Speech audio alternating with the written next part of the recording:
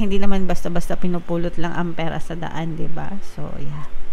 So, meron, ayan, no, this is the energy of deception, guys. So, nararamdaman ko to in terms of money, mga kapigsi, no, yung pag-iingat sa pera. Kasi parang meron ditong presence ng water sign. Parang hindi mo to ini-expect, mga kapigsi. Parang mabilis siyang mangyayari sa inyo. Na, this is somebody that you know, pwedeng somebody na close sa'yo, water sign energy, Cancer, Pisces, Scorpio, na manluloko sa'yo. So,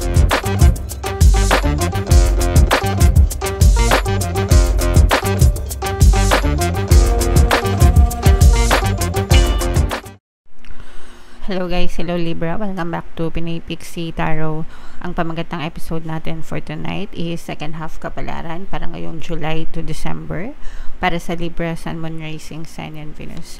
General reading lang guys, pwede mag-resonate, pwedeng hindi, pwedeng positive, pwedeng negative. Unahin natin itong deck na to guys, tingnan natin yung mga mensahe sa inyo ngayong July to December. Chivalry, mga kapiksi, this is pagiging gentleman, no? Kahit hindi tayo mga lalaki, mga kapiksi, kahit tayo mga babae, no? Let us always be gentle, provide respect to other people. The same way na gusto mo na itrato ka na meron ding respeto. Okay, so irespeto natin yung ibang tao, be compassionate, maging mapagmahal, maging maalaga, mga kapiksi. Not only sa ibang tao, but with ourselves as well. Sa mga sarili din natin, guys. Okay? Alright. And another message for us, Libra, or for you, sorry. We have emotional freedom. So, ito guys, this is pag-alis ng mga negative emotions sa ating mga puso, no? That's why we have to be gentle. Alisin natin yung mga galit, anger, hatred, resentment, grudges, mga worries, stress, anxieties, anything na negative.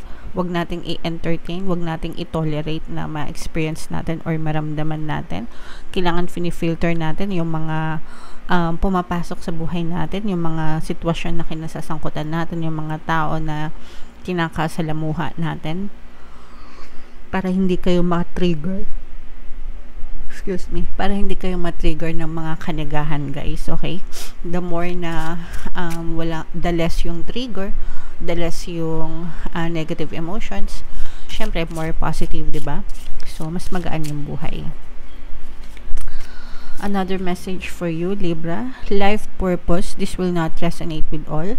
Pero for some, mga kapisi, maaari nyong ma-discover, maaari nyong ma-discover or maaaring magkaroon kayo ng realization as to why things are happening sa buhay nyo, and maaaring naiintindihan nyo na or na-experience nyo na kung ano talaga yung purpose nyo sa buhay. Sometimes, mga normal na tao, no, parang hindi naman masyadong iniisip yung mga ganitong bagay, pero there are times na, especially kapag tumatanda na tayo or nagkakaedad na tayo, or parang meron ba tayong hinahanap ganyan,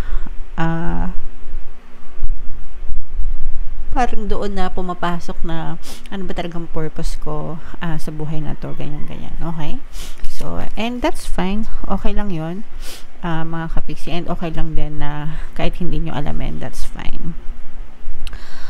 Next message guys, we have luminosity.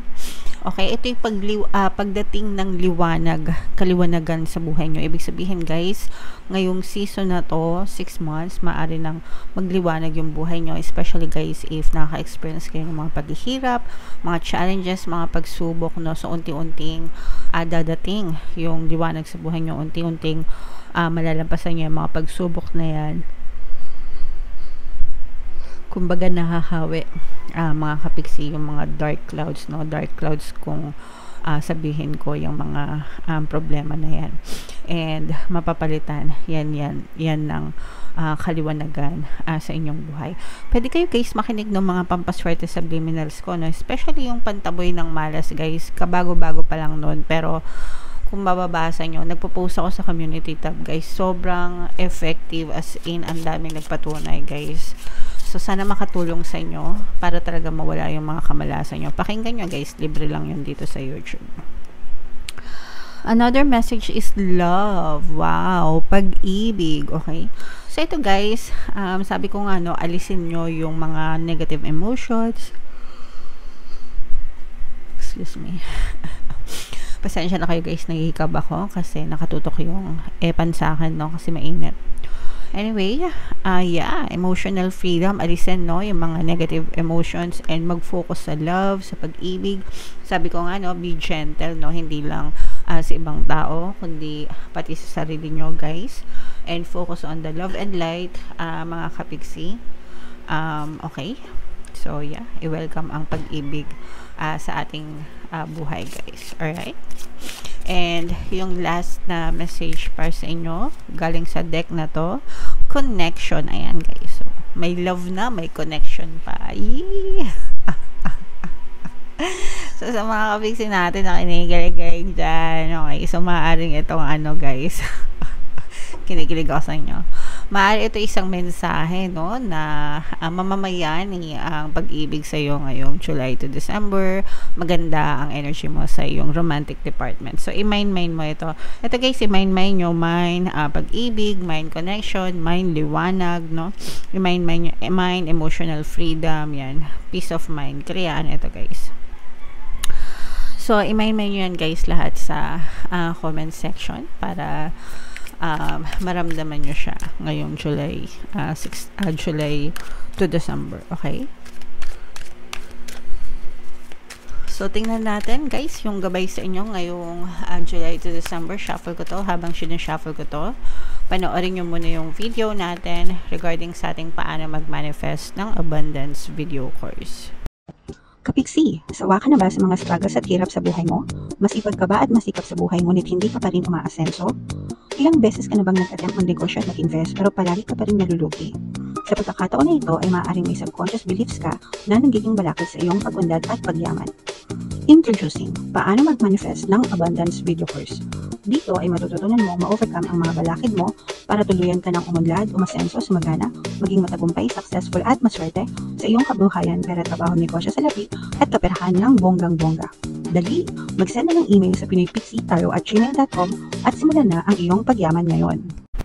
Alright, so sa lahat ng gusto mag-avail ng course guys, 20% discount tayo until June 30. I-avail nyo na guys, sobrang laki ng discount, sobrang ganda ng course. And meron din tayong bagong course, paano mawala ang third party at magkaroon ng harmonious na relationship. Para sa mga kapiksi naman natin yan na meron problema sa relasyon dahil sa third party, 30% discount guys until June 30. Avail nyo na guys, sobrang ganda ng course, sobrang promo tayo ngayon. So, Libra guys, kayo ay na-represent ng King of Swords sa ating spread, mga kapiksi. Ito guys, medyo positive and negative guys, no? Yung iba sa nyo guys, parang meron kayong gustong takasan from your past, no? Na, ibig sabihin nito, there were a lot of circumstances from your past na hindi pa rin kayo makamove on, pero you're trying to move on, no? Parang natatrap pa kayo dyan sa sitwasyon na yan, dyan sa mga memories, no? Especially memories kasi past na ito guys, no? Pero hindi pa rin kayo makamove on, hindi pa rin kayo makamove forward. So memories na lang yan sa isip nyo na paulit-ulit nyong iniisip, and every time na iniisip nyo siya, paulit-ulit na sinasaksak nyo yung puso nyo, yung sarili nyo, paulit-ulit kayong dumudugo, mga kapiksi. Okay? At saka parang baliktad yung inyong perception or paniniwala, how you perceive. Yung iba sa inyo guys, parang medyo nagiging pa-victim. Pwedeng ano guys, no? Totoong naging biktima kayo dun sa circumstances nyo, pero parang yung iba, parang exage na nagiging pa-victim na parang biniblame nyo na yung situation na yun or yung person na yun, kung person man. Yung naging dahilan ng pagiging stuck nyo.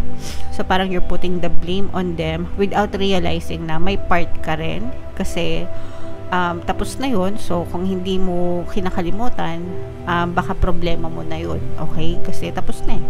So kung hindi kayo marunong magpatawad, mga kapiksi, which is sa'yo naman talaga manggagaling yun, hindi talaga kayo makamove on. So hindi na kayo dapat nagpapa-victim guys, kasi lalo lang kayong mai-stuck mga kapiksi. So, itong emotional freedom na to, ma-experience nyo lang ito mga kapiksi kapag kayo ay natutong magpatawad. Kasi saksak puso kayo no? Pag parang kayo na mismo yung gumagawa ng sarili nyong ikaka-iyak, ikaka-dusa, no? Hanggang hindi kayo nagpapatawad, hindi nyo ma-experience tong emotional freedom na to.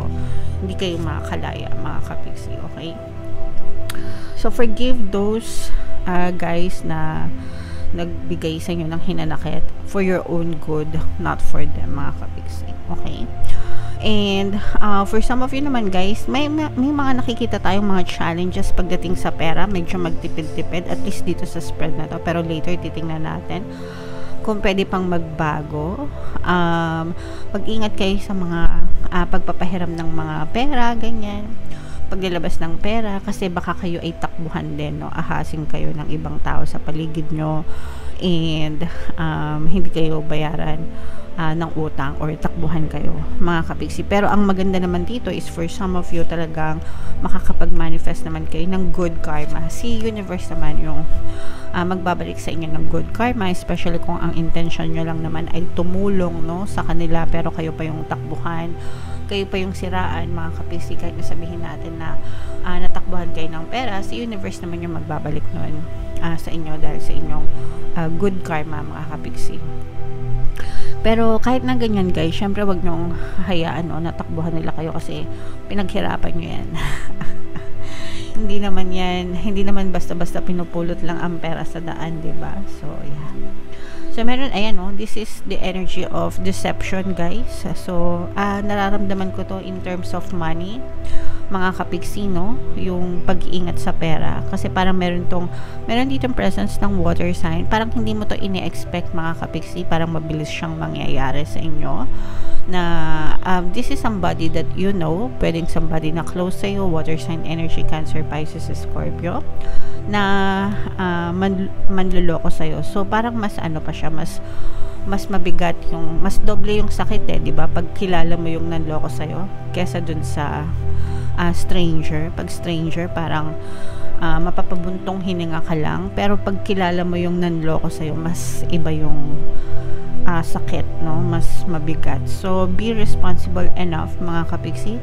Ito yung reminder sa inyo, ito yung mensahe sa inyo ng universe na maging responsable kayo sa buhay nyo, sa mga pagdidesisyon nyo, and iwasan ito, guys. Ito yung very negative emotions, no? Kasi talagang ma-heartbroken kayo. Kumbaga, hindi pa nga kayo, yung iba nga sa inyo, hindi pa nakaka-move on, diba? Kasi yung iba, trap pa kayo sa circumstances of the past, tapos meron na namang panibagong pagsubok na dadating sa inyo, panibagong panloloko na naman ito. I don't feel na sa relationship, no, pwede rin sa iba, pwedeng sa relationship, pero kasi maganda yung ating love energy dito, no, we have love and connection. So, assume natin na maganda yung love energy nyo sa inyong romantic department. Pero itong deception na to, guys, I'm sensing this is more on money, na kapag kayo ay inutangan itong person na to or naisahan sa pera, bigla kayong ibablock, bigla kayong iiwanan, bigla itong manlalamig sa inyo, and mas masakit. So, medyo mag-ingat kayo, guys, sa paglalabas ng pera, mga kapiksi. Okay? So, yan yung nakikita nating energy para sa inyo, guys, ngayong July to December. Again, hindi palaging positive. Medyo may negative talaga. Pero, reminder iyon, babala para iwasan yung mga kapiksi. So, ito yung mga i-mind nyo, guys. May magandang love connection. Tsaka itong manifestation ng good karma. Yan yung mga positive energies natin. Manifestation ng good karma. Tsaka magandang love energy, love connection sa inyong romantic department, okay? And then yung mga negative, guys, iwasan nyo, alright?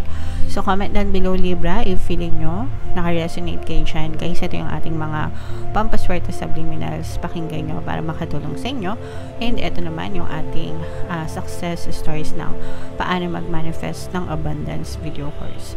Click here to subscribe, guys, and click here to join our membership program. Thank you for liking, sharing, and subscribing, and see you again next time. I love you all, guys. Have a nice day. Bye-bye.